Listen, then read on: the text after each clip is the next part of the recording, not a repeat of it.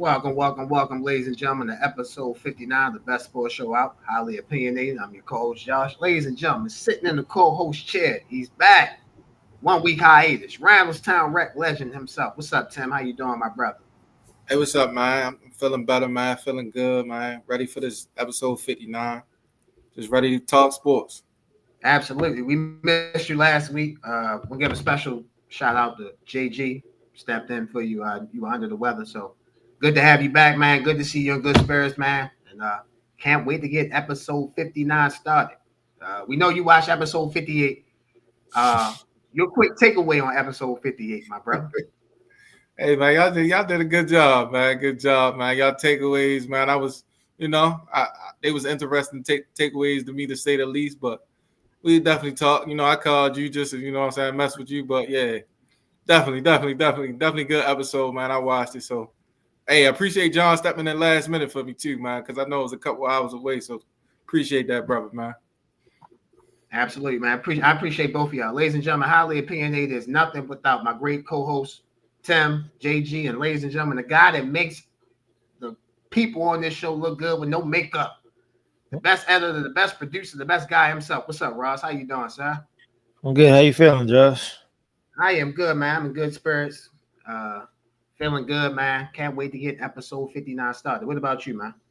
Yeah, I'm good. My boys barely got an ugly dub out, so I gotta be happy about that. There's a lot of a lot of injuries and a lot of good football though, so I'm definitely looking forward to hearing y'all get into it and give y'all takes and just kind of see what y'all talking about. A great philosopher once told me a win is a win is a win, and the Eagles win ugly, the Ravens win ugly. Doesn't matter how you win, as long as you get a W in the as long as you get a W in the scorecard. So, we come up to that AFC North. Oh yes. I think that will happen very, very soon. Mr. Aaron Rodgers has he broke his wrist. Some of his hand or something. Right. Yeah, they just say like something with his hand. So. Yeah. Put it back up. It's only a matter of time. I don't know. Was it Mason Rudolph? Mason yeah, Rudolph. I mean, he'd been there before. Yeah. I will say this to the Pittsburgh fans that watch this show. The good thing that I'm seeing, that defense is starting to play better. So that defense can play better. You found me, Mason Rudolph can just come in and be adequate. Yeah, they got a chance of winning. But it's the reason why Aaron Rodgers was the starter and Mason Rudolph is the backup. So, but yeah, Ross, congratulations to your Ravens. They definitely probably will take over that AFC North in short time, short order. Yes, sir. Ladies and gentlemen, we want to thank you guys for watching episode 58 of Highly Opinionated. We appreciate all the love. We appreciate all the support. You guys are what makes this show. You guys are what makes this show what it is. Again, the communication, the support, the love, the disagreement. This is the place for you. So we're grateful. We're thankful for all that. Ladies and gentlemen, Ross, let them know where they can follow us on our social media. Y'all can follow us on Instagram at Highly Opinionated __. Follow us on TikTok at Highly Opinionated _SS. And follow us on Twitter or X at Highly O _SS. And of course, y'all already on YouTube, so make sure you like, subscribe, and leave a comment. We'll be sure to comment back. As I just said, this is the place for you. The best sports show out. This is the place for you. You disagree, you agree, we love you. Tim, my brother, good to have you back. You ready to get episode 59 started? Yes, sir. Let's get it. Let's get it. Let's start off with week 12, college football week recap. Tim, there is only 2 weeks left in the college football regular season. Week 13, week 14, week 15 is conference championship week. So let's start out week 12 college football recap. And let's start off with the Notre Dame Fighting Irish. They defeated the Pittsburgh Panthers 37-15. CJ Carr from Notre Dame was 21-32, 212 yards, 2 touchdowns, 2 interceptions. Jeremiah Love, 23 carries, 147 yards, 1 touchdown. Malachi Fields, 7 catches, 99 yards, 2 touchdowns. Pittsburgh was led by a freshman, Mason Hensekel. If I'm butchering your name, Mason, I apologize.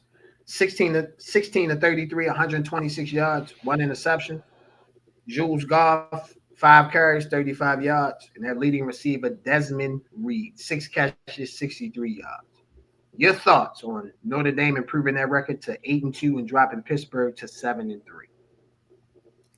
Yeah, man. I think I was under weather when I made this pick, so don't count this against me.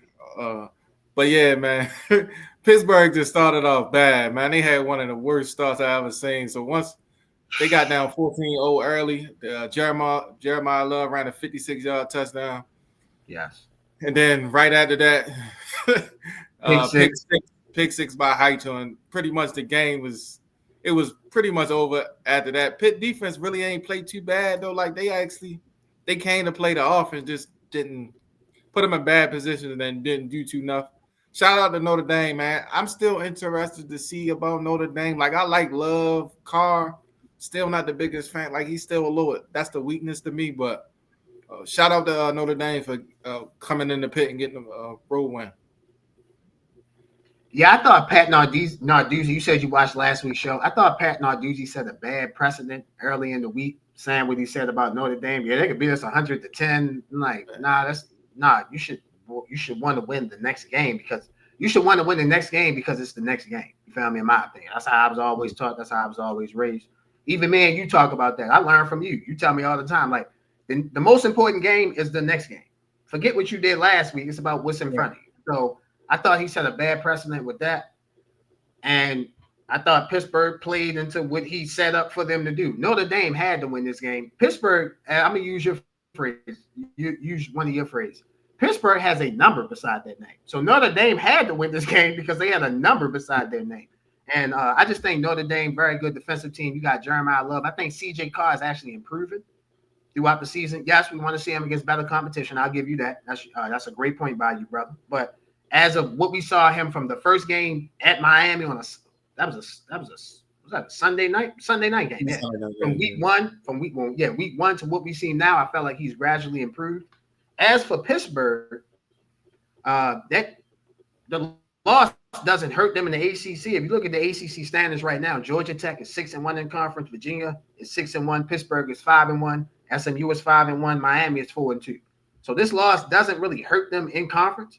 It doesn't really, doesn't hurt them at all because it's, it wasn't an ACC game. But I thought the urgency that we saw out of Notre Dame on Saturday, we will see Pittsburgh at SMU on this Saturday coming because they understand what's at stake. Notre Dame understood we have to win this game to protect our college football playoff lives.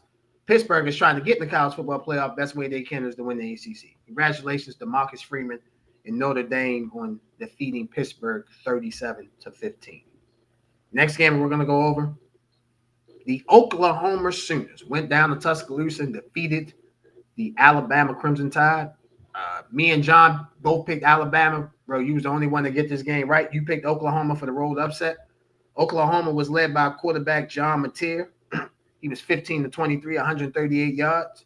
Xavier Robinson, 10 carries, 34 yards. John Mateer added 23 yards on the ground, 1 touchdown. Jermichael Carter, 3 catches, 36 yards. Alabama was led by quarterback Todd Simpson, 28-42, 326 yards, 1 touchdown, 1 interception. Running back Daniel Hill, 15 carries, 60 yards, 2 touchdowns. And Josh Cuevas, 6 receptions, 80 yards, and 1 touchdown. I'll start us off in this recap. Oklahoma wanted it more. Their defense balled out. They really neutralized Alabama for the most part.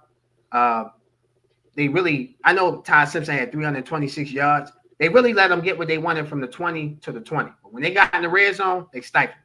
And that's how you can beat an Alabama-type team.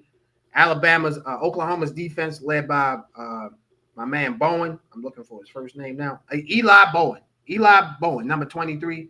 He had an interception. He had 5 tackles. He really balled out. He played well.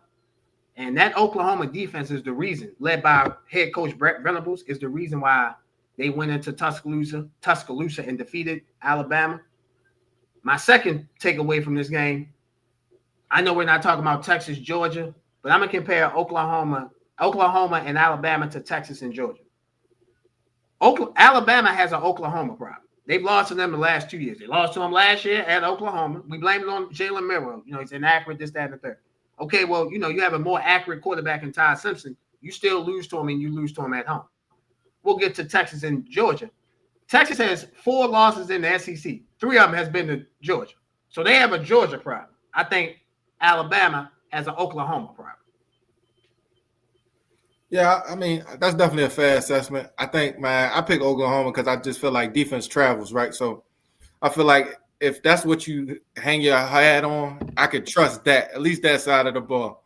And I felt like Alabama, like I just wasn't sold on Alabama so far this year because defensively, they not as good because you could run the ball on them. I mean, like if you look at these stats, there's no way you would think Oklahoma win this game unless turnover margin. They probably want a turnover margin. I think they want a turnover margin. But that's really the difference in this game because Oklahoma brought the defense. Offensively, they did just enough to win the game. So that's why I was basing the game off of Oklahoma. I figured the defense would travel. And shout out to Oklahoma, man. Big road win, keep their college playoff hopes alive. So let's see how this thing shake out at the end. Yeah, absolutely. Alabama had 3 turnovers, 1 interception, 2 fumbles. So Oklahoma won the turnover margin 3-0, and that will definitely keep you in the game on the road. And let me say this. We can talk about the Alabama defense. Alabama can't run the ball like how they used to. Yeah, that's another back in the day. You'll have a Mark Ingram, Derrick Henry, Josh Jacobs, even the punt returner, Kenyon Drake. He went to Alabama. They have somebody like that. They don't have that on this team. So really, everything is on Ty Simpson. That's why he threw the ball 42 times. Alabama ran the ball 33 times. Some of that is misleading because the quarterbacks get carries in college. That's a little bit misleading. Their running backs, 15 carries and 9 carries. So yeah, they need more yards. One had 60, one had 27. You got to have more yards, got to have more production out of the running back room. Congratulations to Brett Venables on getting a signature road win in the SEC. Oklahoma improves their record to 8-2. Alabama drops to 8-2. Last game that we're going to recap, the aforementioned Texas and Georgia game. Georgia defeated Texas 35-10. Texas was led by quarterback Arch Manning. Arch Manning was 27-43, 251 yards, 1 touchdown, 1 interception. Wisner, the running back, 9 carries, 37 yards. DeAndre Moore Jr., 5 catches, 75 yards. Georgia was led by Gunnar Stockton, 24-29, 229 yards, 4 touchdowns, 1 interception. Nate Frazier, 16 carries, 72 yards. Gunnar Stockton had 29 yards on the ground. He ran for a touchdown. And London Humphreys, 2 catches, 55 yards, and 1 touchdown. Your thoughts on Georgia defeating Texas 35-10? First of all, before I get to this game, I got to shout out my guys at St. Paul's, man. They won the MIAA Conference Championship 14-0. One of my guys, he the defensive coordinator, shot him out. So I didn't watch all this game because I was watching that. I was at that game. But Georgia, man, they starting to return to form, man. Georgia defense starting to get a little better, improve because we seen them first week versus Bama. Not first week versus Bama. When they played Bama early in the season, looked a little rough. They was getting scored on a lot. It looked like Kirby got them returning to form. Offensively, man, Stockton looked like he looking like he can do something, man. 24-29, that's a real impressive day. Only 5 incompletions on the day, man. That's you don't really throw that good in 7-on-7 most of the time, man. So he's starting to make it look easy out there. And Georgia looked like they one of them teams to be. I was a little leery on Georgia mid-season, but it looked like they starting to return the form that we used to seeing the Georgia team play at.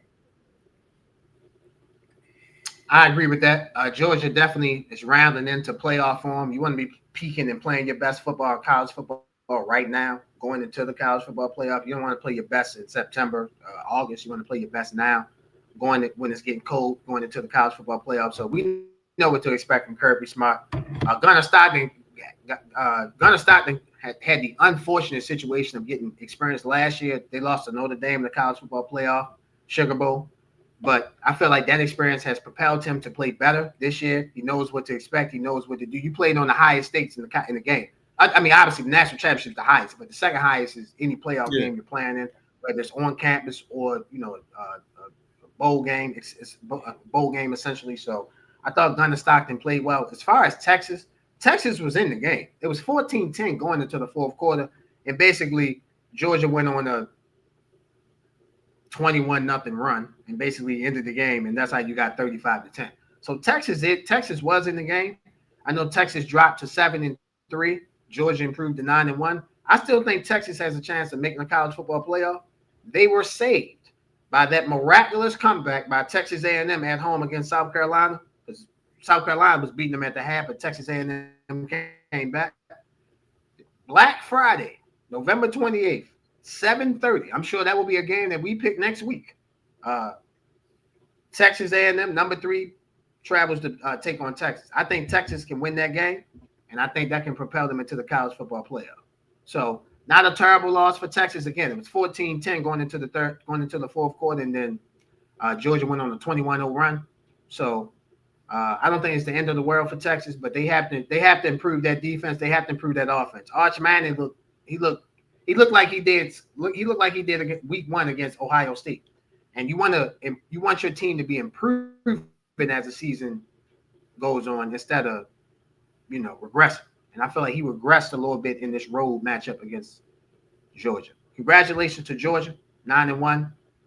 Georgia more likely than not will play. Well, Georgia will not have to play in the SEC championship because Alabama and Texas A&M is undefeated, and Alabama defeated them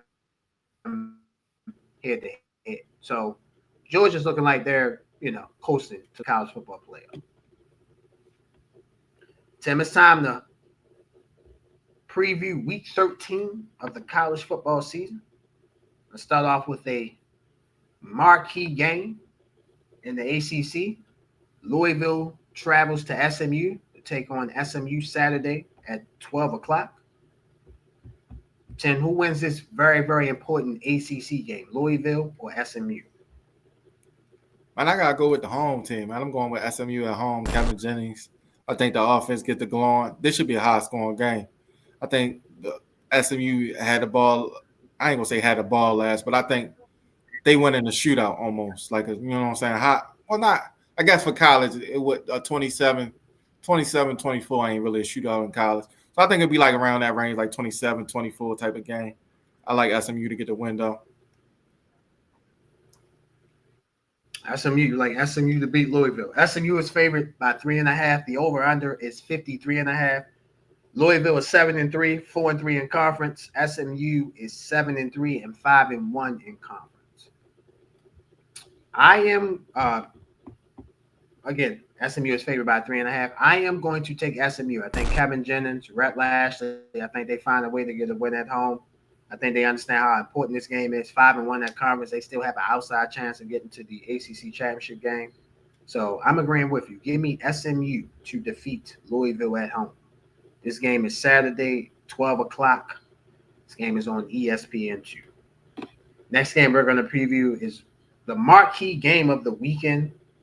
College Game Day will be live from Eugene, Oregon, as the number 16 USC Trojans travel to Oregon to take on the number 6 Oregon Ducks. This game is Saturday, 3:30 on CBS. Brad Nussler, Gary Danielson, Jenny Dale on the call. I'll start us off. Oregon is favored by 8.5. The over/under is 60. Last time Oregon was in a big spot at home, they lost. They lost to Indiana. They lost to Indiana 30-20. Big game in the Big Ten. USC is 8-2, 6-1 in conference. Oregon is 9-1, 6-1 in conference. So both teams come into this game 6-1 in conference. Both teams have a slim chance of making a Big Ten championship game because of Indiana and Ohio State. I am going to take Oregon, led by Dante Moore and Dan Lanning. I just don't think they'll lose 2 big games at home during this season. So I think the Oregon defense shows up. The Oregon offense shows up. I think Dante Moore has a quote-unquote Heisman moment. So give me the Oregon Ducks at home. Yeah.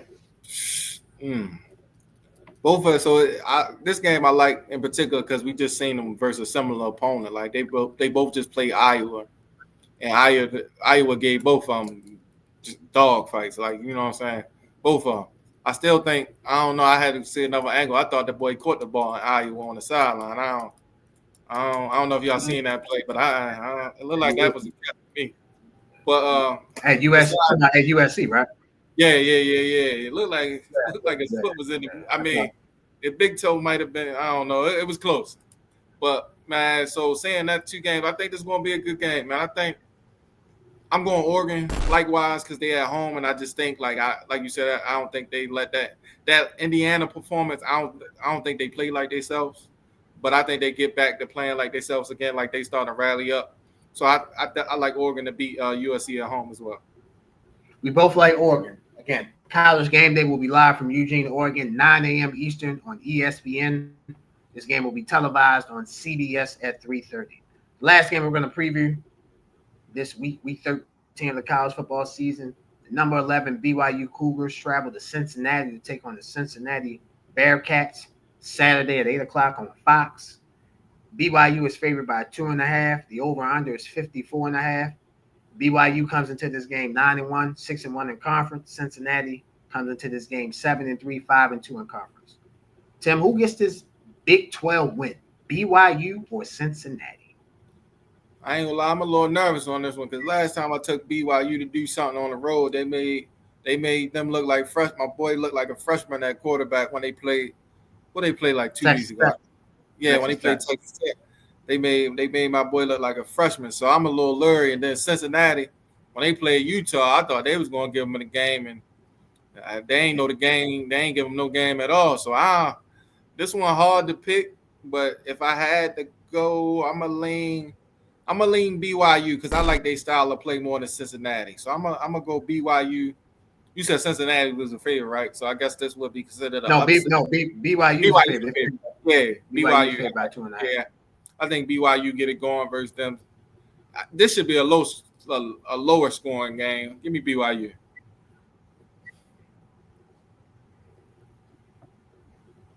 Brock Bockermeyer, 13 touchdowns, 4 interceptions on the season. Brandon Sorsby, 22 touchdowns, 4 interceptions at Cincinnati quarterback. Cincinnati lost a tough game at home this past weekend. They lost at Arizona. I am taking the upset. I'm going to take Cincinnati at home. I think the Big 12, I don't think BYU and Texas Tech will play each other again. I think this will open up a spot for teams behind BYU. So I'm going to take Cincinnati led by Brandon Sorsby. I'm going to take Cincinnati to beat BYU at home this week. Again, this game is Saturday, 8 o'clock on Fox. Ladies and gentlemen, as you guys see on the screen, week 13 notable college football games. There's only 2. Missouri at number 8, Oklahoma, Saturday at 12. Pittsburgh and number 15, Georgia Tech, Saturday at 7 p.m. Tim, which game catches your attention? Pittsburgh, Georgia Tech. I think because Pittsburgh looking to bounce back from the performance last week. And Georgia Tech been looking a little shaky on defense lately. Like they've been giving up a lot of points. So I'm interested to see that matchup because Pittsburgh defense pretty good. Yeah, that's a big one in the ACC. Both teams come in with 1 loss. So yeah, that's Missouri, yeah, they have a chance to beat Oklahoma, old Big 12 rivalry. Anything happen in college football, but the big one on that screen is Pittsburgh and Georgia Tech. That one will basically decide which one of those teams get to the ACC championship game or which one has has a better chance of getting by winning the game. So it should be a great week 13 of college football. Ladies and gentlemen, we're going to take our first break here on Highly Opinionated. We'll be right back. Ladies and gentlemen, this episode of Highly Opinionated is brought to you by Edibly Airy. Enjoy the heightened experience of THC edibles in a whole new way. At Edibly Airy, our freeze-dry edibles available in 100 milligram, 200 milligram, 300 milligram, 400 milligram will give you the buzz you crave with a flavor you won't forget. Available in 3 different flavors: watermelon sunset, tropical fruit, and very berry. To place orders, please visit the website at ediblyairy.com. While you're there at ediblyairy.com, use a promotion code. You guys see the promotion code on the screen. $ Highly Airy, $. Again, $ Highly Airy, $ for 20% off your first purchase. Follow us on IG at Edibly Airy for new product releases and monthly hookups. Must be 21 and over to purchase. Edibly Airy, the best freeze-dry edibles out. Go shop. Welcome back, ladies and gentlemen, Highly Opinionated. As you can see, we have a special guest. He is the varsity head coach of the Laurel Spartans. He's also the assistant varsity football head coach of the Laurel Spartans. He's also the assistant coach of varsity basketball. This man also has a show on the Sideline Junkies podcast network called Pretenders or Contenders. Ladies and gentlemen, the hardest working man that I know and a friend of the show. Let's give it up for Coach Devonne Powell. What's up, Coach? How you doing, sir? What's going on, fellas? I appreciate that, man. And look, I got to correct you. I'm not the hardest working man. That's Midnight Rider. So, oh, yeah, he the hardest working man because he on like 20 different shows. Yes, he is. In fact, before we get to you, we actually had Ben here on the show. We love Ben. You guys are doing great over there at the Sideline Junkie podcast. Any way we can show you love here on Highly Opinionated, we want, man. So I appreciate that, man. Yeah, those guys, man, are great. They brought me into the fold, man. So I've been having a ball doing this. Absolutely, man. Again, you guys are doing great things, man. Keep up the great work. So, varsity football coach of the Laurel Spartans. How did you guys do this year? As the head coach, do you guys think you made the improvement from week 1 to the last week of the season? How would you rate your guys' season? Well, yeah, man. I finished 5-4 this year. This is my second year as the head coach of the program. I was the JV head coach for 10 seasons before that. So in year 2, I think we made big improvements. Last year we finished 3-6. So this year we were 5-4, the first winning record we've had in the last 5 seasons. I think we from week 1 to the end of the season, man, I think we improved a whole lot, man. I'm pleased where we're at. I mean, I didn't want to lose in week 1 of the playoffs, but I'm pleased where the direction that the program is going, man, and we got a solid crew coming back next year.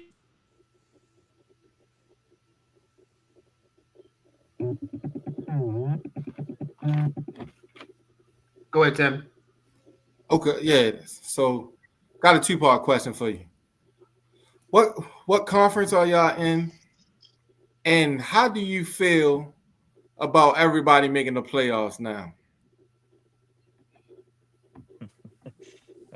So we're in the PG County 4A conference, and Okay. That's one of the things that I've made a rant on my show about is that I don't believe in everybody making the playoffs, man. It's I think that if you've done the work during the regular season and you deserve to get in, then you deserve to be in the playoffs. But everybody else shouldn't be in there. It's something that they decided to do after COVID, which I understood, and I understood it for that year. But going forward, man, we need to go back to you gotta earn your way into the playoffs, man.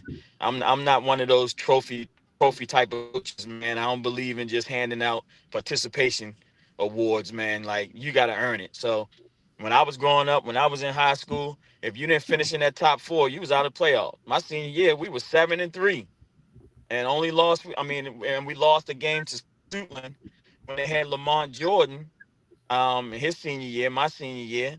And if we win that game, we go to playoffs. We lost and we got kicked out. And we were one of the better defenses in the state of Maryland that year.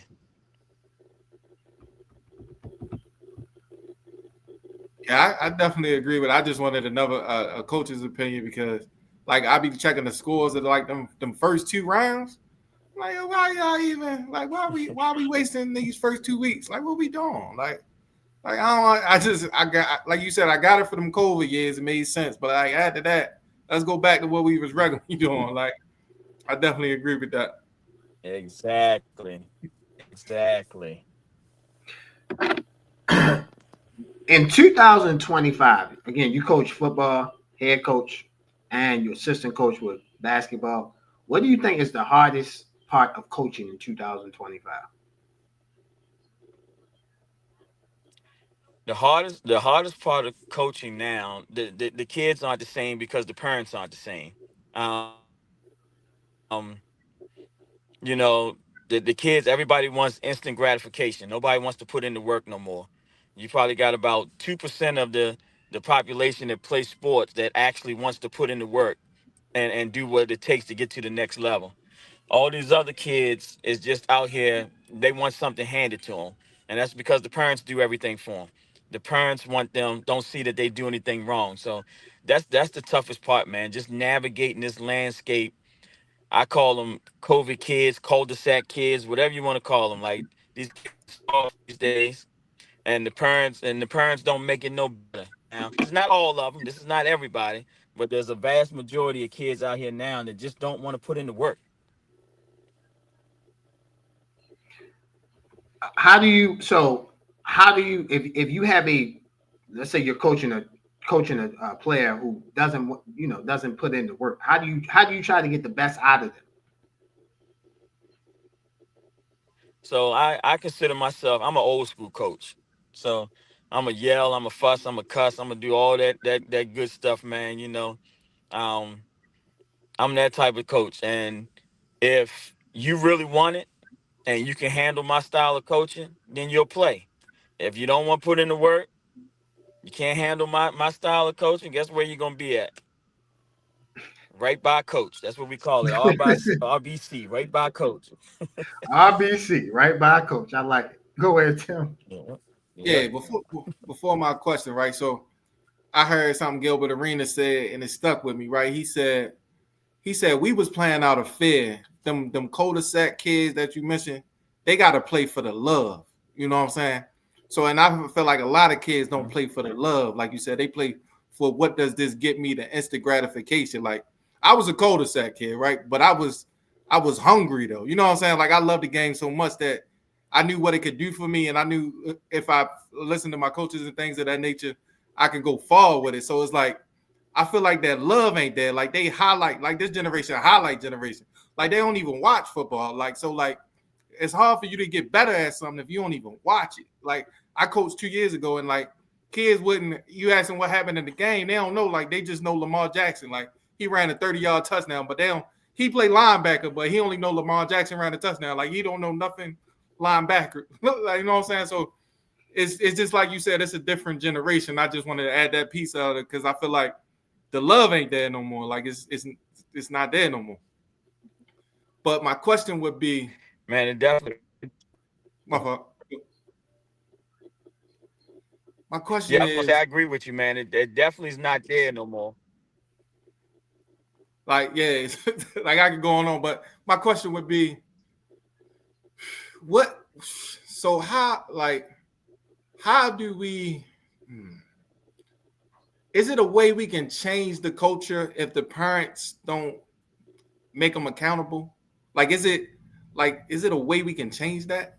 Which you might can't answer, might can't, but I was always thinking that, like, can we change that culture as coaches, or is just like ah, kind of hard?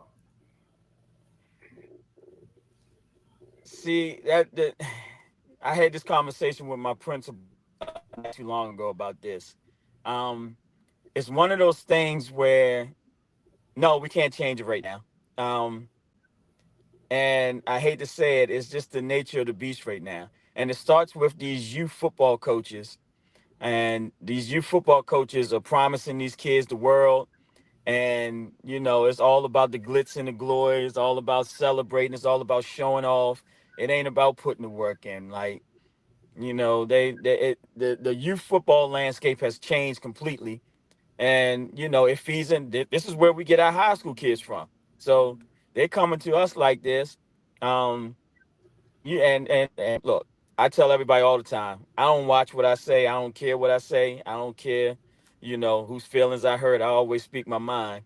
Like, you got Coach Johnny down there coaching a 12U team, and he got a kid that's got half decent talent but don't want to work, but mama look fine. So just because mama look fine, he gonna be my star player because I'm trying to get at mama. So that's what we deal with. Right. Boy, that mama. Ooh, mama. Yeah, Man. Man, yeah. oh Mama man. come out there fat to death. Yeah, mama come out there fat to death. Oh yeah, you QB1. Right. And I don't and coach, I don't see no QB2. You are my guy. I'm riding with you, Right, man. right. You are my guy. Yeah, You are my my guy. guy. Yeah. So a lot more of the lines of Tim question. So again, like we got the parents, I call them listen, parents, I'm a parent. I'm a football parent, but I don't enable my son. I let the coaches coach.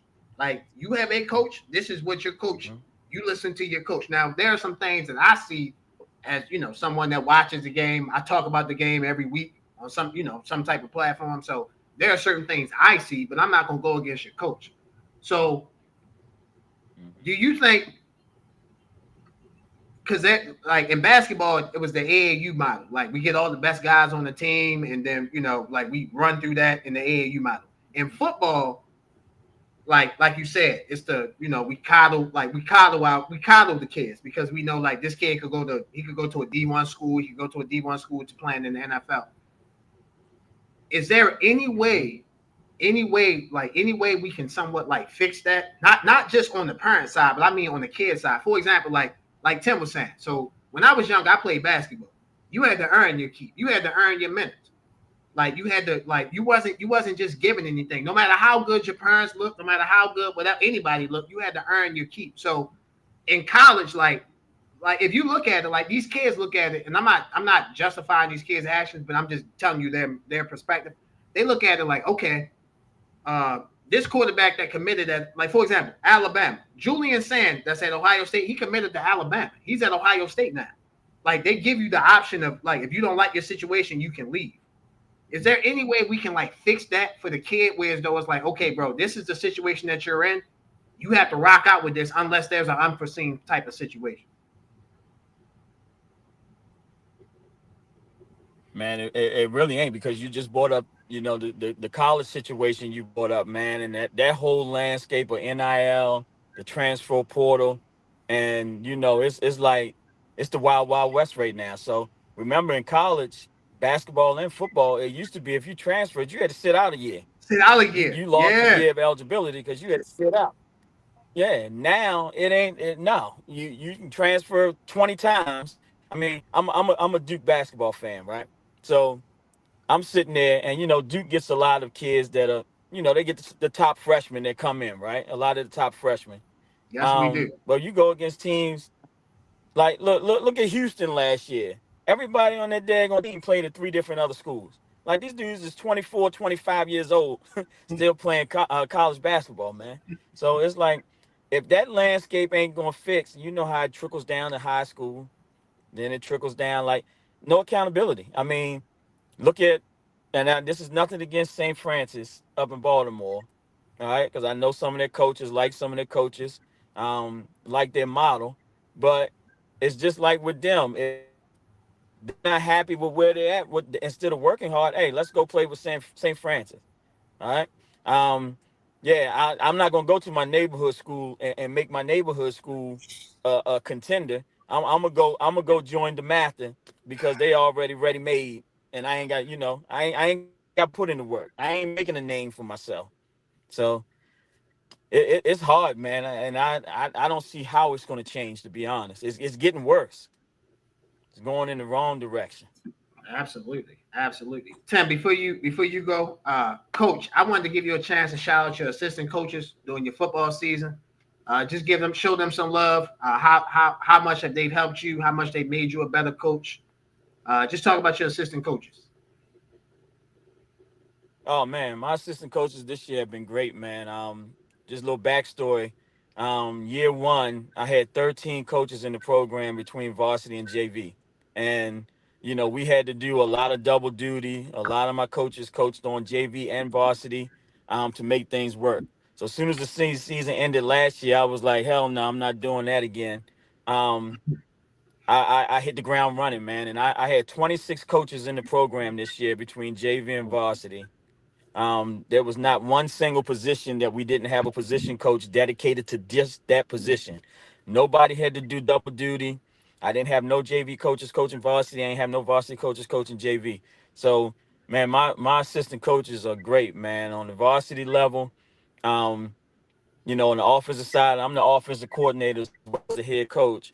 But I wouldn't have been able to manage without Coach Hart. Um, Coach Mook, those are my two top offensive guys. Coach Rowe, who's my O-line coach, he's also the head of the Law Boys and Girls Club. That's our feeder system. So he runs the Law Wildcats, their football program. Coach Craig, that used to be out at Wild Lake High School, he came over and joined us this year. Coach Dante, my cousin, he coaches quarterbacks. Um, Coach Stacy, my running back coach. Then on the defensive side, Coach Kenny, coach my D line, Coach Wicks, coach linebackers, Coach CJ did my DBs, and then my defensive coordinator, Coach Andre Jackson. All those guys, man, top notch guys, dedicated, and I wouldn't we wouldn't have had a winning season without those guys putting in the work. So I appreciate them all way. Go ahead, Tim. Yeah, because we hit topics I always wanted to talk about myself. So before I ask my question back, I always wondered, like, why do people go to the hot thing and not be the neighborhood hero, right? I'd rather go somewhere and play and build it up than go to the math or something like that. Because it's like they already established. Like, you're just going to be a name eventually to them. Unless you break some type of records, you're just going to be a regular name. But if I go to a Laurel and dominate, I'm forever engraved in Laurel history. Like, you know what I'm saying? I walk on air when I come back to Laurel. So I always wondered, like, the mentality of these guys, because I be sitting, like, I be watching, it be like certain schools be having, like, 20 kids on the sideline. Then I go watch a bigger school, it be 50 kids. Mm-hmm. Like, y'all don't want to play? Like, you know what I'm saying? Y'all don't want to make a name at all? Y'all just want to maybe play your senior year. Y'all might get a ring just because of how good y'all are, but it's like, playing, you gotta play. You know what I'm saying? Like, make a name for yourself. Like, this generation just so different to me. It's mind blowing. Like, sometimes I be like, something wrong with these kids. Like, I wish I played in this era. This would be the easiest era of football for me to play in. Like, I think I can run backwards touchdowns in this era. Like this, like these these kids ain't they just not hungry enough for me. Like, it just like they frustrate me. Like, this man said he can run backwards and score a touchdown, coach. Now, damn, Man, damn. look, let me tell you something, man. These people these days ain't nothing but a bunch of damn front runners, man. that's what I'm saying. They just like all the fans that follow LeBron wherever he go. So, um, it's sad, man. I had a kid. I'm not gonna say no names, because it's a kid. Had a kid that lives right across the street from Laurel High School, right? Right across the street from Laurel High School, going into his senior year. If he would have came to us and joined our team this year, he would have been my starting center, right? Yeah. He decided to stay at a school. Like I said, I ain't gonna mention no names. To stay at a school where he was a third string lineman his senior year and didn't get no playing time. Damn. Right. He had sophomore linemen playing on top of him. But he was cool with it. And he was cool with that. And he was cool with that, man. I mean, like you say, they don't want to go make a name for themselves. They want it already made, already handed to them. So, yeah, the kid got a shot at winning a state championship this year. Right. But you ain't put nothing towards that state championship. Like I said, like y'all said, I coach basketball too, right? We won the 4A state championship this past season, Okay. and every Congratulations. kid that was, I appreciate it. We graduated 8 seniors from that team, right? Mm-hmm. All 8 of those kids that graduated and stuck with us 4 years are law kids that could have went out places, but they was like, no, we gonna stay here, we gonna stay home, and we gonna work. And Right. we won the first state championship in 45 years at the school. So perfect example. Right. Your name forever. You know what I'm saying? You forever. Yeah, And you a champion. You forever you in know the what I'm saying? name at Laurel. Like you're And there. Laurel. Yeah, yeah, you royalty. You royalty, Yes, right? sir. You royalty. Right. Hey, coach, this how it is every time I walk somewhere and it's a football stadium and I walk past him, he's royalty. So it's like, all right, I walk past royalty. I'm with Right. royalty every time I walk with him. So I get it. Like I totally understand. I totally get it. Coach, I wanted to give you a chance to promote. I'm dead ass serious when I'm telling you. I'm dead ass serious when I say this too. I'm serious. I'm not. That's why I'm not even laughing. I'm telling you. You walk with him, it's like walking with President Obama or whoever president you like, or Oh shit. can I say or don't like whoever Coach, that president was you solid, like. You Coach. feel me? It's like walking with the president. I'm telling you. I've been to a game with this guy. It's amazing. Coach Devonne, I want to give you a chance to promote your show on the Sidelines Junkie podcast. Can you tell me a little bit about pretenders or contenders? And by the way, why haven't I got my invite on the show yet? That's the most important question. Why haven't I got my invite on the show yet? Hey man, look. I apologize, man. Look, I'm still new to the podcast world. I just started in July, so I'm still new to it. I'm still getting my feet wet, and hey, I got you though. I got you. Yes, All right. sir. We'll be We waiting. my show. Gotcha. Pretenders or contenders, man. The show idea came from, that's what I tell my kids all the time. Like, what are you gonna be? You gonna be a pretender or you gonna be a contender?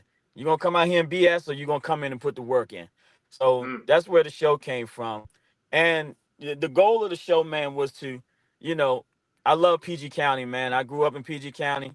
Um, and I felt like there was not a venue that was spotlighting PG County athletics. So I was like, all right, my man BJ, who run the Sideline Junkies podcast network, me and him used to bowl together 20 years ago, right? Mm-hmm. So, and he know I'm always talking about sports and stuff. So he hit me up, was like, man, won't you come on the show, after we had won the state championship? So I came on there with Jack and Ben in the passenger seat. And BJ hit me up after that, was like, man, look, you need to do your own show, man. You need to get a show together. Talking about high school sports. I was like, man, look, I can talk sports, man, but I'm a shy guy. Like this ain't my type of thing. And man, it just didn't took off since then, man. And like I said, we focus on high school sports. It's mainly concentrated on football and basketball right now, but my goal is to expand into all high school sports. Um, and that's what we do, man. We come on Mondays at 7 o'clock. We go live at 7 o'clock, and we just, hey man, we just talking sports, man. I'm highlighting coaches, I'm highlighting athletes, talking a little shit. You know how we do, and that's it, man. So I appreciate the Sideline Junkies for giving me the opportunity, man. And hey, look, it didn't turned into opportunities like this, man. I got people reaching out to me asking me to come on, man. I'm like, man, look, I like staying behind the camera. I don't even like taking pictures. So, so, hey, man, it's been a great thing, man. I'm loving it though, loving it. Hey Tim, before you go, I just want to say this one thing to Coach. Coach, so thank you for saying what you said, because I tell people all the time, the number one thing I hear about when people say, yo, like I'm scared to come on, I'm nervous. They're like, bro, like you, like how you said, like, man, I like to be behind the camera, in front of the camera. Like, you never know how great you are until you put in that situation. You feel me? And I see that every week, whether me working Right. with Tim, Right. JG, Ross, Dylan, etc. Like, so I hate when people say, like, to me, when people say, man, like, I'll get back to you. Like, I don't want to be in front of the camera. Some people that's meant for because of the lifestyle that they live. I totally understand that. I get that. But some people, you just scared of this red light in front of you. Like, don't be scared. Like, you just having a conversation. It just so happen that the world can see you having a conversation. It's no different than when you're in a room, when you're in a conference and you have to get up and you have to speak in front of people. You feel me? So, Coach, I love you for that. Thank you. Thank you for saying that. Pretenders or contenders? You said that's a message that you give to your kids. Has there do you look at sports just like that? Like you either contender or pretender? Oh yeah, yep. Everything. I'm a Commanders fan, right? And right now we're the biggest goddamn pretenders in the NFL. So that's what we are. So I look at everything like that, man. I look at life like that, to be honest, man. Like you either gonna be about it or you're not gonna be about it. You're gonna put in the work or you're not gonna put in the work. Like you're a pretender or a contender. Simple as that. Go ahead, Tim. Yeah, my last question would be, so I like the name pretenders. Who I always thought it would be a cool idea. What do you think? If, say, the best team from Laurel, whoever the best team out there, played the best team out Baltimore. Like, I would like to see more of them type of games, like schedule-wise, like best, even like y'all close to the WCAC, right? Is that like close to PG? The WCAC conference? Yeah. Yep. I even would like to see that best private school versus best private school. You know what I'm saying? Like, what do you think about, like, eventually, you think they will ever get to that point where, though, like, they do the best Laurel, whoever the best team out Laurel is versus the best? No, right.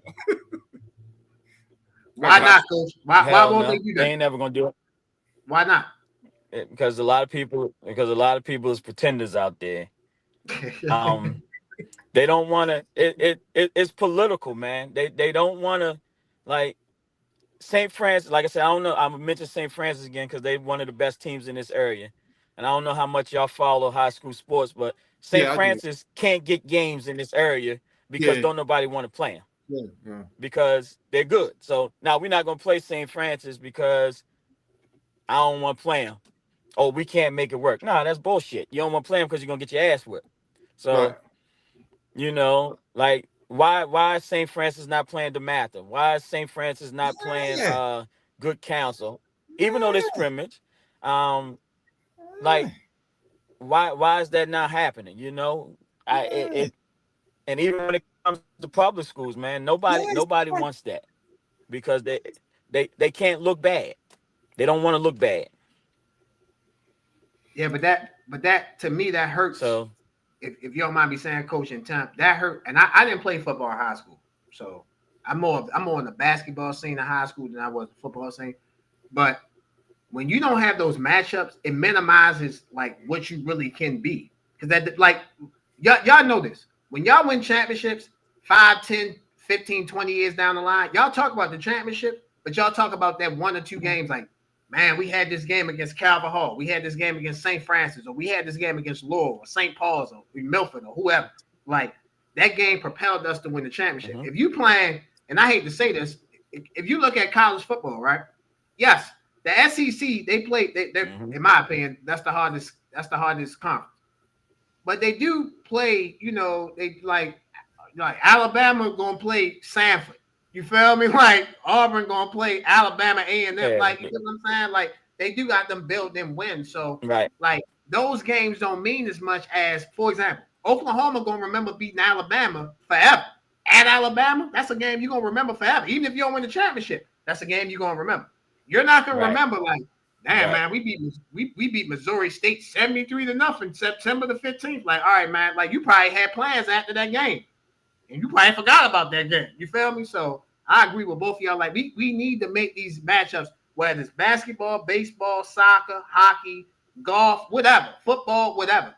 Let's have the best teams play against the best teams. Whether it's Laurel playing St. Francis, Calvert Hall playing Milford, whatever. Like, we need to have the best teams play against the best teams. Yeah, it'll never happen. Wishful thinking. It'll never happen in this area. Hey. Well, thanks, Coach. Thanks for being that bright shining light that we needed to get it to happen. Let's get it. I mean, Yeah, man. Look, I tell my players all the time, I'm realistic, man. That shit ain't happening. one quick question. One quick question before we get you on your command, before we get you up out of here. As the head coach, I always had this question in high school. How does the high school schedule work? Do you have say-so in who you play, or does the athletic, how does that work? So in PG County, we only have one open weekend. So we only have one open date. So with that one open date, I can go schedule whoever I want. But we're limited because we have 9 total games and we have to have 8 league games. So we can only schedule one out of conference game. Gotcha. If you had it your way, how many out of conference games would you like to play?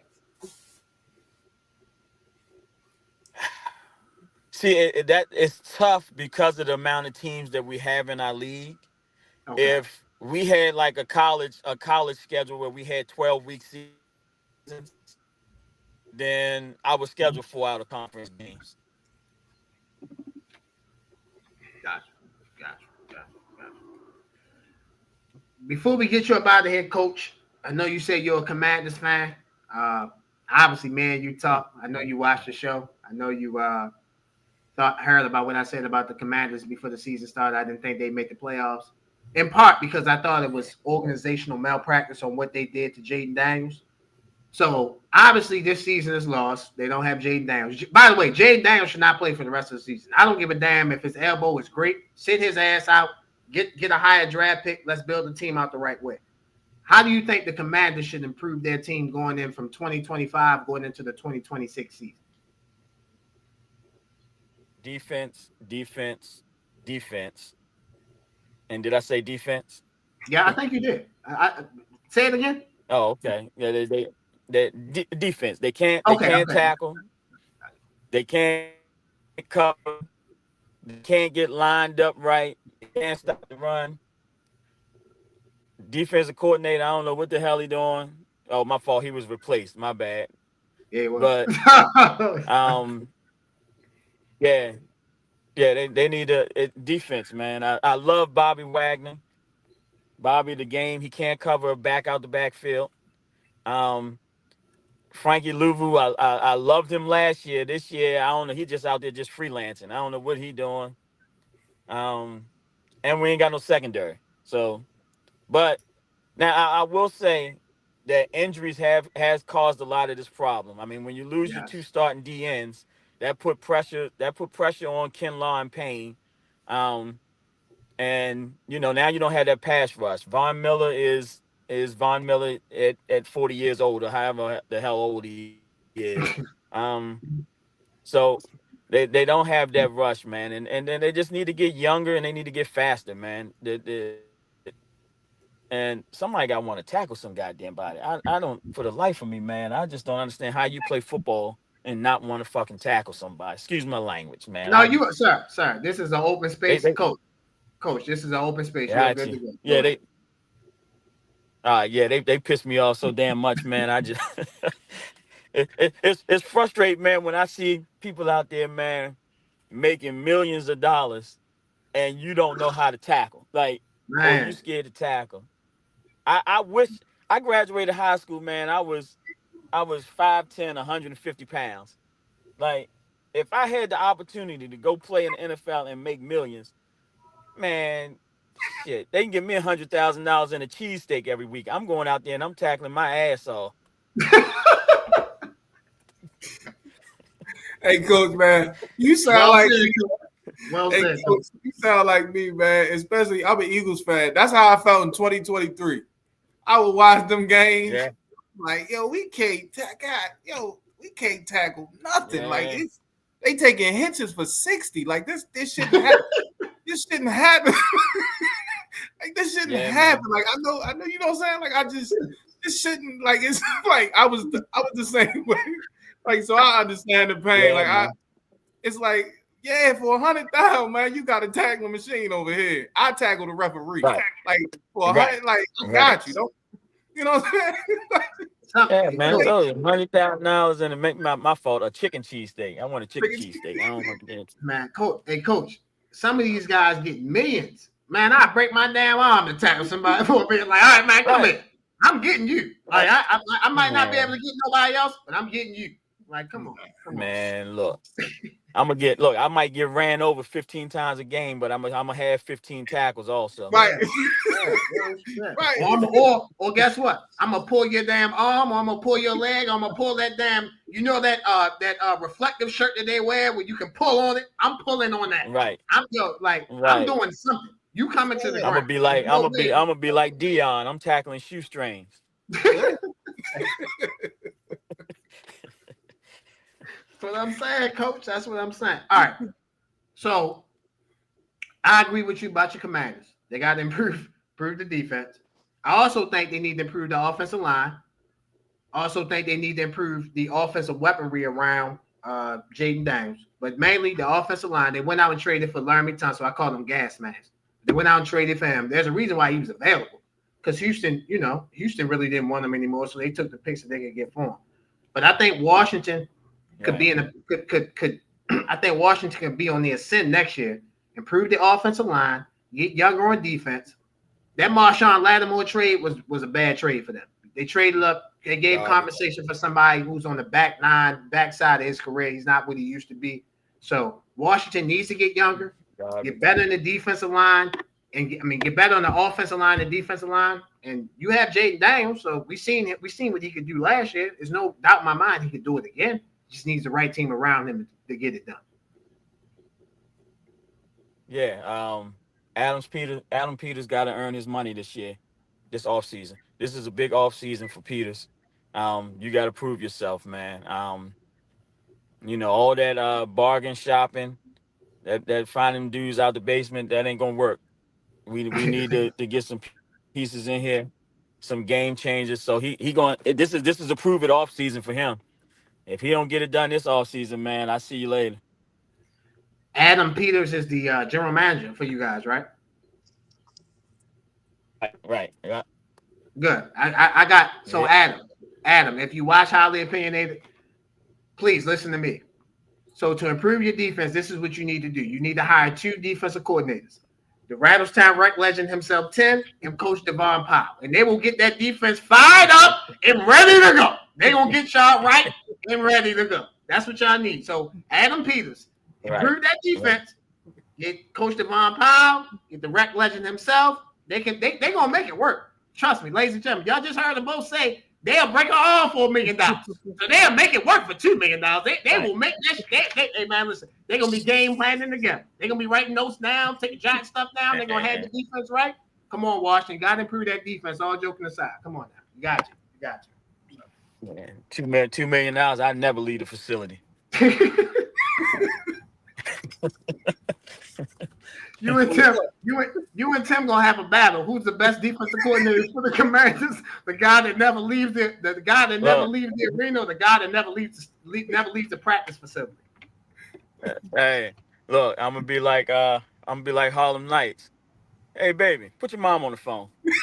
Baby, I ain't coming home no more. Hey, I'm gonna send these checks. I'm gonna send this check every week. And you see me on Sundays when you come to the game. I ain't coming home no more. You'll see me on TV. Somebody in the organization gonna interview me for some bullshit ass show, like the coach's show. Every team got their own show. So yeah. Right. Coach Devonne Powell, man, it's been a privilege, been an honor to have you on. Again, varsity head coach of the Laurel Spartans football. He's the assistant head coach of the varsity basketball Laurel Spartans, the host of the Pretenders or Contenders coaches show on the Sideline Junkie podcast. Coach, we are grateful to have you on. We look forward to having you back on again. Hey, man, I appreciate it, man. And like I said, man, I'm going to extend the offer real soon to get y'all on my show, man. And y'all keep doing what you do, man. I love what y'all doing. Coach, man, we appreciate that. You mean your vote of confidence means the world to us. We're grateful for that. Ladies and gentlemen, Coach Devonne Powell, again, the host of Pretenders or Contenders Coaches Show on the Sideline Junkie Podcast Network. We're going to take a quick break here on Highly Opinionated. We will be right back. Ladies and gentlemen, this episode of Highly Opinionated is sponsored by Wolves of War. In some of the episodes, you can see my co-host and Ross wearing a brand called Wolves of War. Wolves of War is our first sponsor, ladies and gentlemen, and we are so thankful to have those guys sponsoring Highly Opinionated. Thank you very much. The actual meaning of Wolves of War is that it represents having a strong path behind you through the battles of life. With the right people behind you, you can get through anything. You guys see the link for Wolves of War? Make sure you guys click on the link, shop, great apparels, t-shirts, sweatsuits, whatever you want, they have. Once again, Wolves of War. Make sure you guys go shop. Welcome back, ladies and gentlemen, Highly Opinionated. Tim, it's time to recap week 11 of the NFL season. Let's start off with the Tampa Bay Buccaneers and the Buffalo Bills. The Buffalo Bills defeated the Tampa Bay Buccaneers 44-32. Tampa Bay was led by quarterback Baker Mayfield, 16-28, 173 yards, 1 touchdown, 1 interception. Sean Tucker, 19 carries, 106 yards, 2 touchdowns. Rashad White, 10 carries, 51 yards. Sterling Shepard, 4 catches, 54 yards. For Buffalo, Josh Allen, 19-30, 317 yards, 3 touchdowns, 2 interceptions. James Cook, 16 carries, 48 yards. Josh Allen added 40 yards on the ground and 3 touchdowns. So he had 6 touchdowns throughout the game. Their leading receivers, Terrell Shovers, 4 catches, 90 yards, and 1 touchdown. James Cook had a touchdown. Ty Johnson had a touchdown. Your thoughts on the Buffalo Bills improving their record to 7-3, dropping the Buccaneers to 6-4? I think Josh Allen just willed his way to a win. Like, if you watch that game, it wasn't like he had a whole lot of time in the pocket. Like a lot of times he made plays scrambling, then throwing the ball over. Like, he was, you know what I'm saying, not a lot of backyard stuff, but he just looked like he wanted to win back. You know what I'm saying? It looked like he took that Miami loss to heart, wanted to bounce back, played a good game, clean game. Like y'all been saying, like you've been saying for the past 2-3 weeks, the defense, run defense is bad. You let a third string running back do what he did to you. That is concerning. But it's like when 17 back there, man, they always got a chance. And I feel like the defense will keep getting better. Like, they keep getting players back each week. I forgot they got 2 players back last week. I can't remember the names. But yeah, man. Shout out to Bills runners. Shout out to Bills for winning the shootout. And yeah, that's what I got for you. I agree with you. When in doubt, we got 17. Most teams don't have 17. So when you have 17, you feel comfort. You know that he's going to make a way. Josh Allen single-handedly willed his. I mean, whenever one player scores 6 touchdowns in a game, you can definitely say you single-handedly willed your team to a win. So congratulations to the Buffalo Bills. Josh Allen, he is, in my opinion, just my opinion, I know you share this opinion with me, he is the best quarterback in the NFL right now. That does not mean he does not have flaws.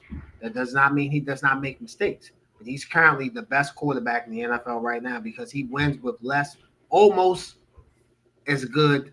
He wins with less, almost as good as anyone else, in my opinion. So he is the best quarterback in the league. He should be celebrated for that. As far as the Tampa Bay Buccaneers, you guys know I'm a Bucs fan, Baker Mayfield fan. The interception in the third quarter definitely didn't help when Baker Mayfield threw that interception. But I thought the Bucs should have continuously ran the ball against Buffalo. Buffalo's Achilles heel, as I've told you guys on this show for weeks now.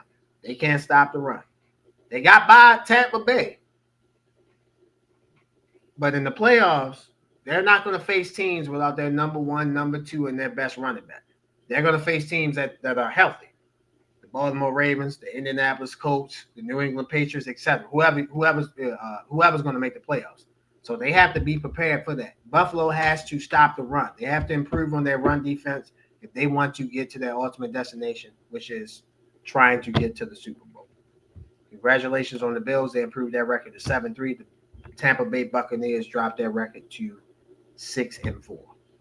Next game that we're going to recap is the Seattle Seahawks and the Los Angeles Rams. The Los Angeles Rams defeated the Seattle Seahawks 21-19. Seattle was led by quarterback Sam Darnold, 29 of 44, 279 yards. He had 4 interceptions. Kenneth Walker, 16 carries, 67 yards, 1 touchdown. Jackson Smith and Jigma, one of the most beautifulest one-hand catches you'll ever see on the sideline. He had over 100 yards. He had 9 catches, 105 yards. The Rams were led by quarterback Matthew Stafford, 15 of 28, 130 yards, 2 touchdowns, no interceptions.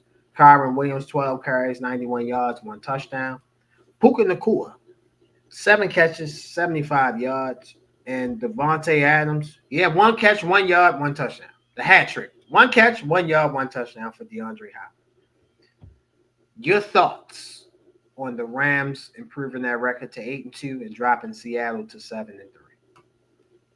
So I ain't gonna lie, man. I was expecting messages during this game, but I ain't getting none. I was waiting, like I was waiting, man. Because I know a lot of people was waiting for my man downfall, and it happened to unravel on Sunday, man. I was just thinking about 50 Cent Many Men Wish Death Upon Me when I was watching this game, because man, Sam Donald, he played like so. I know it was 4 interceptions, but one of them, I think that if the receiver crossed the guy's face, I think that's actually a great throw. But even there. If I'm Seattle, I'm encouraged because they really stifled Stafford in them. Like defensively, they was putting in bad positions. Stafford didn't only really score on short fields, and they really held him under check. I don't see Donald turning the ball over that much. I get it. Sometimes this happens. I just don't see that happen in moments when it matters again. I think they got pressure to him. He got happy feet. Kind of same thing if you watched golf last night. Golf was off last night. Eagles better defense than the Rams, but the Rams have a good defense as well. But I'm just saying, like, them type of quarterbacks, you get them off the spot, they start the decision making get a little loopy. So, but if I'm Seattle, I'm not discouraged because that still was a 1 possession game with 4 turnovers. So for me, shout out to Rams, they got the win. But Seattle, I still like what y'all got going on, man. So yeah, I agree with you partially. When I say partial, I mean extremely partially. I agree with you. Seattle to be in the game, that tells you that Seattle has a good team. They have a good defense. They know how to play. They play well. Now, I'm not gonna kill Sam Darnold because that was the reason why I didn't text you during the game. People have bad games. But what I will do is when I take these glasses off, I won't let you. I don't want to use the word lie because that's negative, make it seem like you're a liar because I'm not doing that. But I won't let you lie to the American people or lie to me. Sam Darnold, the reason why I took the Rams to win this game is because Sam Darnold, he's elevated. He's out of pumpkin mode. But he's still in that mode that he still has that tendency that he will throw you the game. And if you look at their 3 losses this year, he had the turnover against the Rams. That wasn't his fault. The ball hit his helmet, and that's how the ball got out. So I don't blame him for that. Talking about the Bucks? You said Rams. No. I'm talking about the 49ers. The first game against the 49ers. The offensive lineman hit the ball out of his hand, and he fumbled the ball. That's how San Francisco won the game. The game against the Bucks, the ball hit off of one of his offensive lineman helmet, and he had an interception. And then in this game, he had 4 interceptions. For me, the reason why I can't fully trust Seattle is because I just need to see Sam Darnold prove that he's not going to be the reason in a big game why they lose. Now let's go back to last year. He was on the 14-3 Minnesota Vikings. They had a chance to be the number 1 seed week 8. Was that week 18? Yeah, week 18. They had a chance to be number 1 seed. They lost at Detroit. You get pressure on Sam Darnold, you totally affect who he is. The Rams basically did the same model they did in the playoff game against him yesterday. Whereas though you get pressure on him, you affect who he is. So for me, I still need to see Sam Darnold prove it in that moment. However, let me say this again. He's elevated. He's not a pumpkin anymore. Like I don't expect Sam Darnold to go into games and just fumble the game away. The defense has to do something to make him fumble the game away. Ladies and gentlemen, I want you guys to watch this video of Ernest Jones, the linebacker for Seattle. I want you to hear his post-game comments on Sam Darnold. Sam's been balling. Like, if we want to try to define Sam by this game or what, man, Sam's had us in every fucking game. So for him to sit there and say, "Oh, that's my fault," no, it's not. It was plays that defensively we could have made plays. There were opportunities where we could have got better stops. Yeah, I mean, like, it's football, man. And he's our quarterback. We got his back, and you got anything to say, quite frankly, fuck you.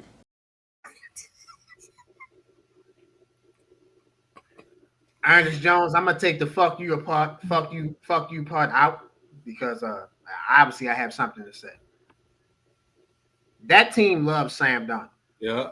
When the Vikings fumbled, when the Vikings had a bad game against Detroit Week 18, nobody spoke up for Sam Darnold like that. When he had a bad playoff game against the Rams, nobody spoke up for Sam Darnold in that moment. I am not a Sam Darnold fan. My co-host is a Sam Darnold fan. He should be celebrated for what he thought Seattle could be. Now, I don't think Seattle gonna win the division, but that's fine. That's cool. Sam Darnold is going to lead a team to the playoffs. My only question, the same question I have for Daniel Jones, the same thing Baker Mayfield had to get out of, and some people don't even think he's out of that. When the money's on the line, what are you going to do? You can throw interceptions. You can't throw 4. You can turn the ball over. You can't have 4. You can't have 4 turnovers. So for me, Seattle loves their quarterback. That video solidified and emphasized that they love their quarterback. When the money's on the line, what is Sam Darnold going to be? That's the biggest question I got about Seattle. They had 4 turnovers. They had a chance to win the game on a 60-some yard field goal to end the game. By the way, that Rams punter who punted the ball at the 1-yard line, that was an amazing job for what you did. Because you single-handedly kept the Rams from winning that game. Because if you don't do that, Seattle probably wins that game on the last-second field goal because the field goal is much closer than the 60-some yard field goal. Sam Darnold, you've elevated from an average player to a good player. We just want to see you do it in the big moments. In my opinion, the 3 biggest moments you had this season, not all because of you, but you are the person that has the ball in your hand, you fail. You have an opportunity to resurrect yourself as the season progresses and into the playoffs. And I don't think that Sam Darnold should be made fun of or laughed at. As you guys saw, his teammates has his back, man. They love him. So the Rams, congratulations on the Rams winning that, improving that record to 8-2, dropping Seattle to 7-3. Last game they're going to recap for week 11 is the Denver Broncos and the Kansas City Chiefs. The Denver Broncos defeated the Kansas City Chiefs 22-19. Kansas City was led by quarterback Patrick Mahomes. He was 29 of 45, 276 yards, 1 touchdown, 1 interception. Kareem Hunt, 13 carries, 59 yards, 1 touchdown. Travis Kelce, 9 catches, 91 yards, and a touchdown. Bo Nix for the Broncos, 24-37, 295 yards.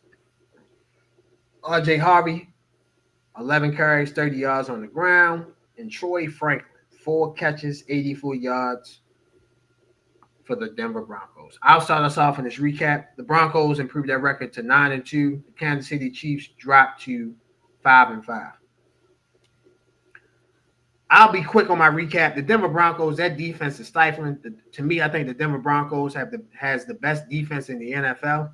For Bo Nix to not have any touchdown passes, he also didn't have any turnovers. To me, that Denver Broncos defense will keep them in every game. Bo Nix is the key. Bo Nix, you cannot turn the ball over as you progress into the playoffs. If Bo Nix doesn't turn the ball over, the Broncos literally will be in every game. They have the best defense in the league.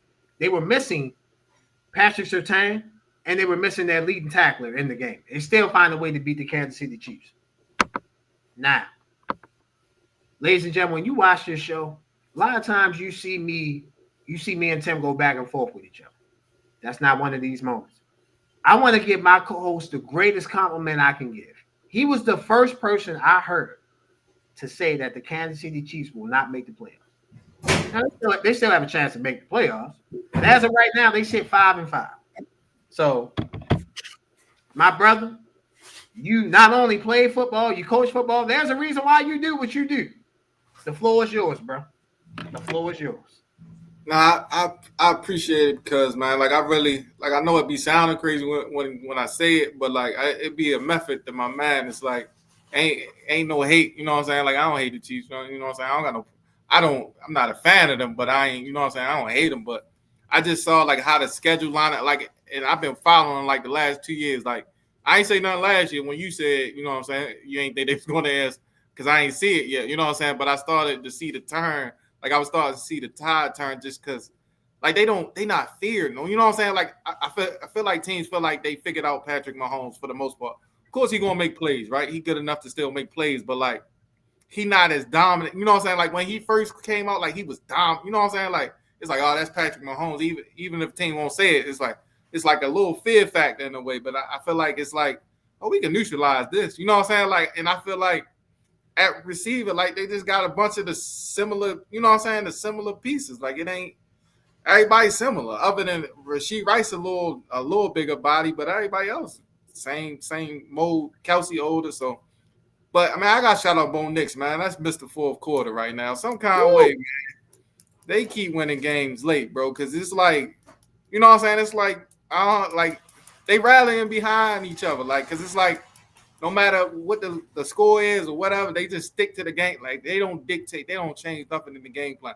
Like, I'm still mad the Eagles lost to them, and that was like 4 weeks ago. But they ain't, you know what I'm saying? They don't dictate from what they want to do. You know what I'm saying? So, shout out to the Denver Broncos. I'm still a little.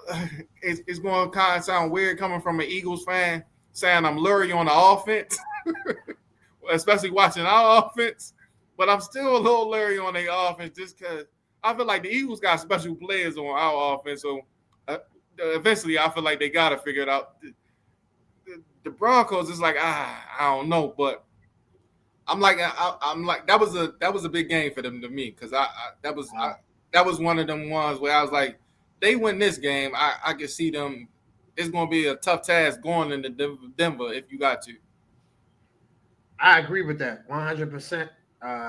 Week 12, Denver has a bye, so that actually helps them out even more, get more players back, Patrick Surtain, offensive lineman, defensive lineman, etc. So that definitely helps them. Next week, Kansas City is at home in a big game against the Indianapolis Colts. So we'll get to that game in a second. Well, when we pick games for next week, but you were. I gotta give you your credit, man. You were on it about the Chiefs. I was a year too early on them not making the AFC Championship. Sometimes I go like that, yo. Sometimes I be like that, but just like I said this on last week's show, we really got hustled out of Matthew Stafford. Oh yeah, for sure. I was told Matthew Stafford had a back injury, and I don't see no back injury with Matthew Stafford. I'm not saying he don't got one, but if he got a back injury, then damn, I need them back problems, bro. He mess around probably should be first or second in MVP vote. Yeah, definitely. So definitely like, well, if you got a back problem, then damn, that's a hell of a job. But bro, give you your credit. Chiefs are not what they are not what they used to be. And like you said, the factor of, oh my God, it's Kansas City, the intimidating factor of the Chiefs, they don't have that. And I think partially they lost that because of what you guys did, what your team did, the Philadelphia Eagles did to them in the Super Bowl.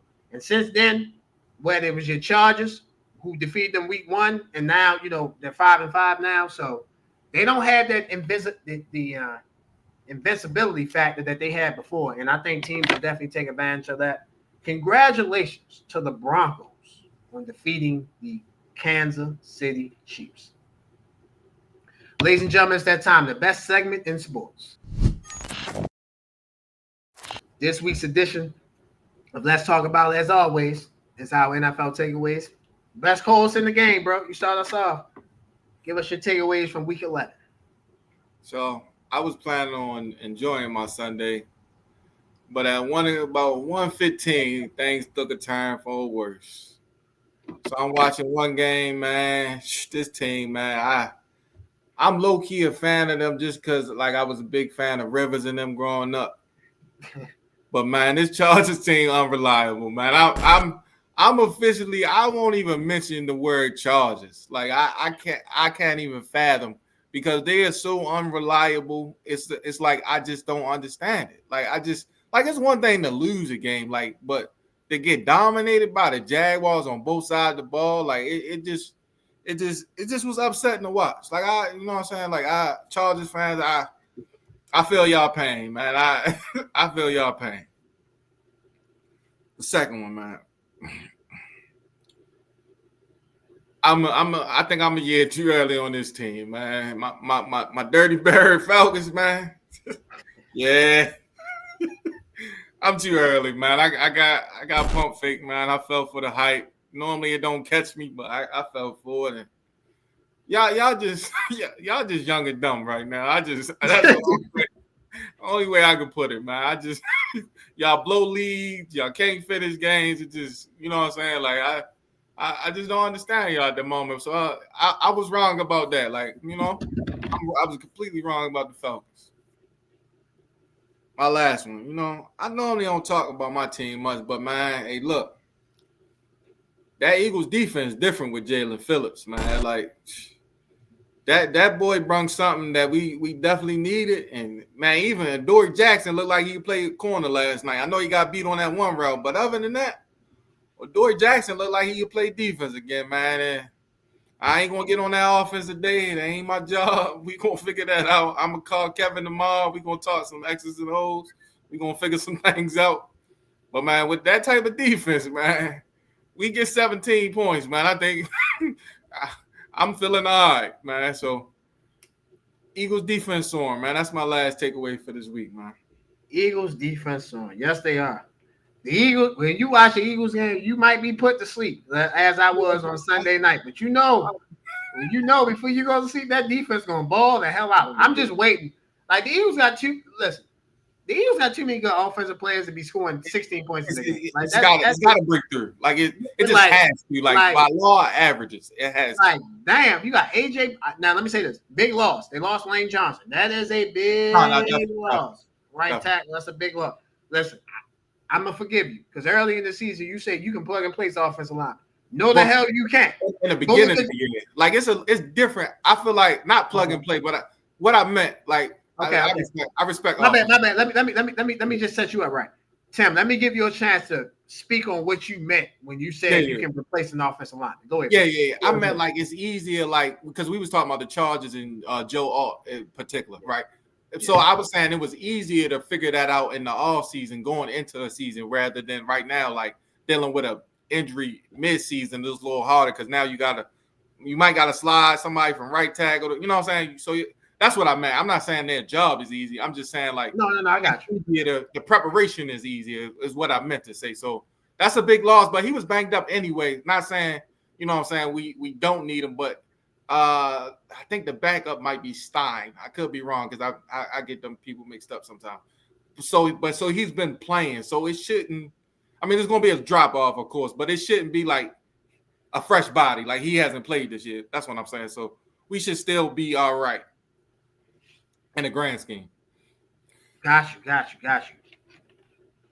Great takeaways as always, my brother.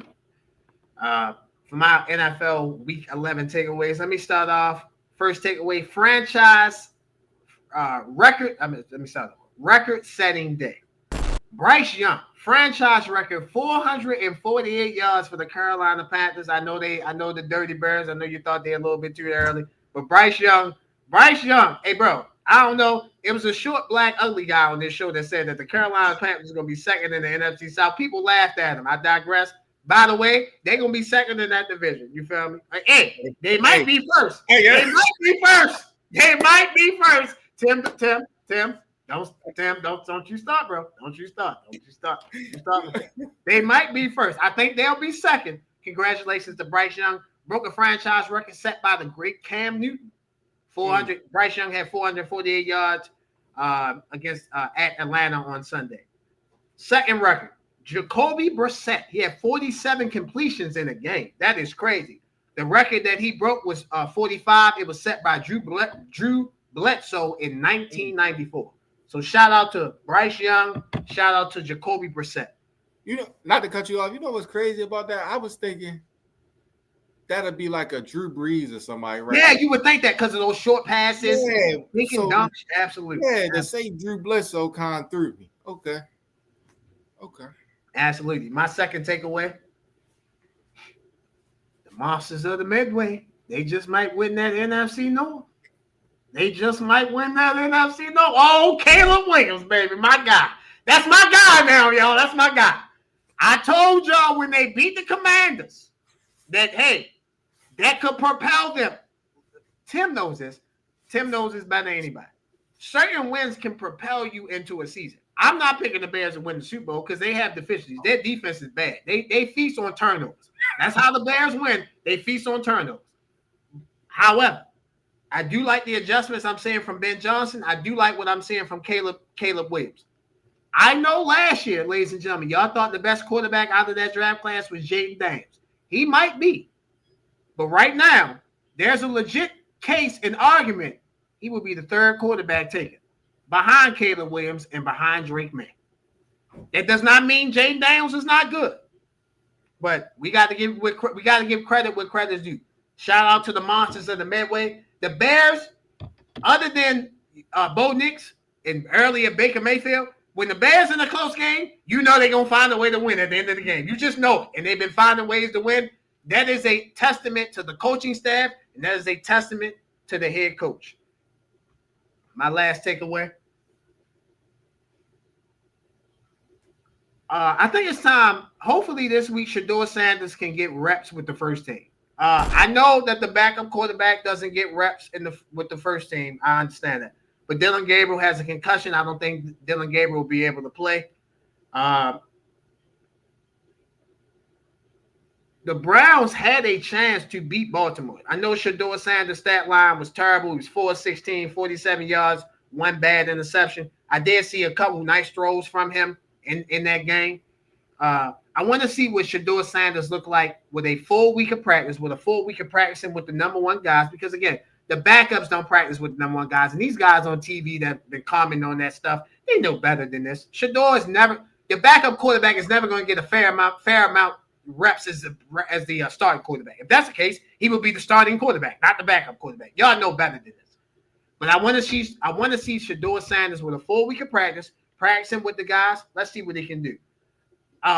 Ladies and gentlemen, let's not judge rookie quarterbacks this year because let's not judge rookie quarterbacks harsh this year because the number one pick in this draft, I'm just being nice. He's been average to say the least. And I'm being nice by saying he's been average. Cam Ward has not been really good this year at all. So playing quarterback coming into a situation is not easy to do. Let's see Shedeur Sanders with a full week of practice with the number ones. Let's see him practicing with the guys that he'll be throwing the ball to. And let's see what he does. The Cleveland Browns are at the Las Vegas Raiders next week. So it should be I don't want to say an easy game for him to step in, but should be a nice situation for him to step into. It's not like he's playing the Broncos. He's not playing the Eagles. He's not playing the Ravens. He's playing a team that has a middle of the pack or below average defense. Just watch out for Max Crosby. Just watch out for 98. You watch out for Max Crosby, you should be good. Everyone else, offensive lineman, by the way, you should be doubling Max Crosby. Make it easier for your quarterback. You feel me? So, want to see Shedeur again, first team reps in practice. And taking and let me say this, one more thing I didn't mention, a game plan centered around what Shedeur Sanders can do. The game plan that Shedeur Sanders walked into, that was a Dylan Gabriel game plan, not a Shedeur Sanders game plan. Right. Let's just put all that in its proper perspective. Ladies and gentlemen, we're taking a quick break. You're watching Highly Opinionated. We'll be right back. Ladies and gentlemen, this episode of Highly Opinionated is brought to you by Edibly Airy. Enjoy the heightened experience of THC edibles in a whole new way. At Edibly Airy, our freeze-dry edibles available in 100 milligram, 200 milligram, 300 milligram, 400 milligram will give you the buzz you crave with a flavor you won't forget. Available in 3 different flavors: watermelon sunset, tropical fruit, and berry. To place orders, please visit the website at ediblyairy.com. While you're there at ediblyairy.com, use a promotion code. You guys see the promotion code on the screen. $Highly Airy, $. Again, $, Highly Airy, $, for 20% off your first purchase. Follow us on IG at Edibly Airy for new product releases and monthly hookups. Must be 21 and over to purchase. Edibly Airy, the best freeze-dry edibles out. Go shop. Welcome back, ladies and gentlemen, to a jam-packed edition of Highly Opinionated. Tim, it's time. Week 12 preview of the NFL. Let's start off with a big Thursday night game in Houston. The 7-3 Buffalo Bills travel to Houston to take on the 5-5 Houston Texans. This game is Thursday night, 8:15. Al Michaels, Kurt Herbstreit, Kaylee Harton on the call for Amazon Prime. The Bills are favored by 5.5. The over-under is 43.5. Tim, who walks out of Houston with the win, Buffalo or Houston?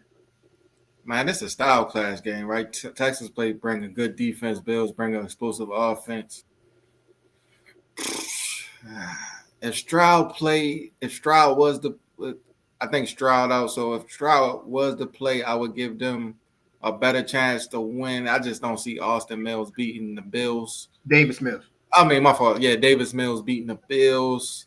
I think Josh Allen about to go on one of them runs right now too, like where his play just keep elevating. I don't know if he's gonna get 6 touchdowns again, but I just think he's just gonna keep playing at a high level. So give me the Bills, and I think Cook gets a little bit more going on the ground game this week. Yeah, I'm agreeing with you. I'm gonna take Buffalo. No CJ Stroud Thursday night. I'm gonna take Buffalo. Buffalo understands the sense of urgency with New England with 9 wins. They understand that. So give me the Buffalo Bills. We both agree. Give us the Bills to beat Houston in Houston Thursday night. Again, that game is 8:15 on Amazon Prime. Next game we're going to preview is the 6-4 Pittsburgh Steelers travel to the 7-3 my Chicago Bears, baby. Sunday at 1 o'clock on CBS. The Bears are favored by 3. The over-under is 45.5. I'll start us off for this predicting this game. Aaron Rodgers hurt his forearm, hurt his wrist, so I'm assuming Aaron Rodgers will not play Sunday at Chicago. I think Caleb Williams, Ben Johnson, and even though I think the Bears defense is struggling because they feast on turnovers, I think they'll get a turnover too against Mason Rudolph and the Steelers offense without Aaron Rodgers. Give me the Bears to get to 8-3 and stay in first place in the NFC North.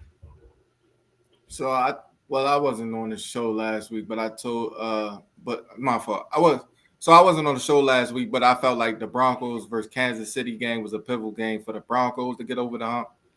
I feel like the same thing for the Bears. If the Bears win this game, I could start to believe. I admit I was wrong. I could start to believe in them a little bit more, just because I feel like the Steelers' defense is starting to progress.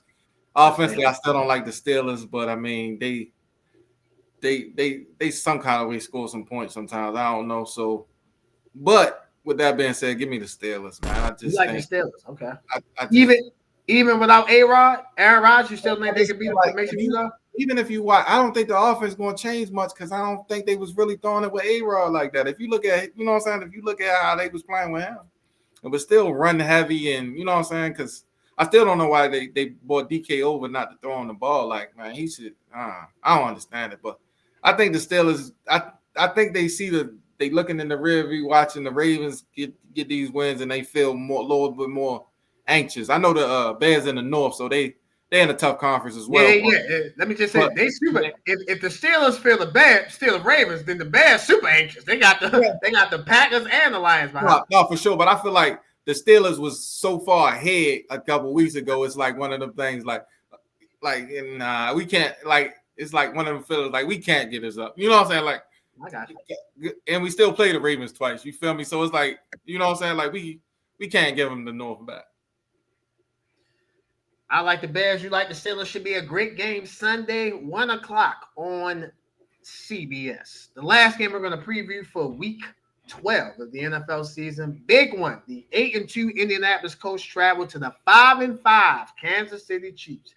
Chiefs are favored by 3.5. The over-under is 50.5. Tim, as I said earlier in the show, you picked Kansas City to not make the playoffs. Is Kansas City gonna be under 500 after this game, bro?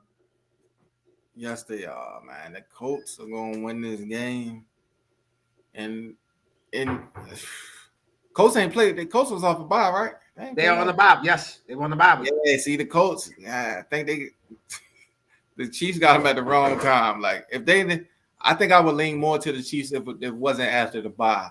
But I feel like because what's the name? The Colts and the Broncos is like they fighting for first right now. Like you know what I'm saying? Like it's a race. And I mean you got the Patriots in there as well, so it's a race for that. You know what I'm saying? You number one seed. Yeah, number one seed. So you can't. I mean, I'm not saying the Colts can't lose this game, but this would be pivotal in keeping up with that race, man. And I just don't like what I'm saying from the Chiefs. Like I'm just not a believer. Like you know what I'm saying. So as long as Daniel Jones don't mess it up, you know what I'm saying. I like the Colts, man. Give me the Colts. So I picked the Chiefs probably in almost every game this year that I've had the chance to pick them. I picked them to beat the Eagles. I picked them to beat the Ravens. I picked them to beat the Lions. I picked them to beat the Broncos last week. There's a lot of hits, a lot of misses in that. Some wins, some losses. Yeah. I just listen. I just can't see. Listen, they might not make the playoffs. I gotta see it to believe it. I just gotta see it. Ladies and gentlemen, Daniel Jones is my comeback player of the year. I think Daniel Jones is going to play well. I'm taking the Colts to beat the Chiefs, bro. I'm with you. I'm taking the Colts. I haven't seen anything from the Chiefs to show me that they can win. Yeah. So I think if Daniel Jones don't turn the ball over, that's my comeback player of the year. Just hand the ball off to my MVP of the year, which is Jonathan Taylor. And I think that can work. My man Pierce, Josh Downs. What's the other receiver they got? Michael Pittman. You got the tight end in the middle of the field that can Tyler Warren. I'm agreeing with you. I am taking the Colts to beat the Chiefs. I haven't seen. It's hard for me to imagine that they're gonna be 5-6, but I think at 4:25 on Sunday, I think the Chiefs will walk off that field with a loss. So give me the Colts. We both like the Colts to beat the Chiefs. This game is Sunday at 1:00 on CBS. The great Jim Nantz, Tony Romo, and Tracy Wolfson will call their third Chiefs game in a row. Their fourth Chiefs game will be on Thanksgiving when the Chiefs travel to Dallas to take on the Cowboys. That will be the 4:30 Thursday Thanksgiving Day game. Ladies and gentlemen, as you guys see on the screen, notable games for Week 12 in the NFL. Slow week in the college and the NFL. Only 2 games this week. Notable games in the NFL. You have the Bucks at the Rams Sunday night on NBC at 8:20. And you have the Panthers at the 49ers Monday night at 8:15 on ESPN. Which game catches your attention? Rams Bucks, because it seemed like I'm not gonna say the Bucks in trouble because of Carolina, but like it's getting interesting, more interesting than I thought it would be. I thought it would be another team for that division, but somebody else decided to take their place. So that's an interesting game. I mean, yeah, that's interesting. Not saying there's because the Bucks don't have a hard schedule after that. Yeah, but yeah, it'd be nice though. If I'm the Bucks, it'd be nice to win that one. Yeah, it'd be great. It'd be great for the Bucks. It'd be great for the fans. It'd be great for the Eagles. It'd be great for all the teams trying to get the number one seed. If the Bucks could beat the Rams, put the Rams in their rightful place, even though the Eagles do have the tiebreaker over Tampa Bay. I mean, the Eagles do have the tiebreaker over Tampa Bay and the LA Rams. So since you spoke on the Bucks game, I'm gonna go to what I usually do religiously. Which, by the way, we had to tell John how to do it quietly. You can't root for someone out loud. You have to root for them quietly. So all I'm gonna say is Monday night, go Niners, go. That's all I'm gonna say. Go Niners, go. Handle your business.